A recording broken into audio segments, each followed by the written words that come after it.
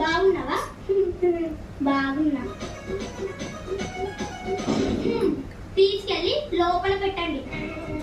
దీనికి పవర్ తగ్గలేదే. ఎంతకైనా సూర్యకాంతం కూతురు కదా. అది సరే గాని బావ ఇక్కడే.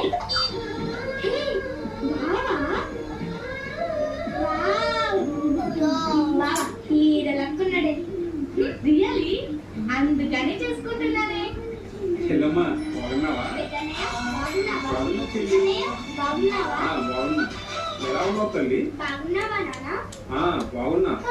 బాగున్నా అంటూ కూర్చోయింది.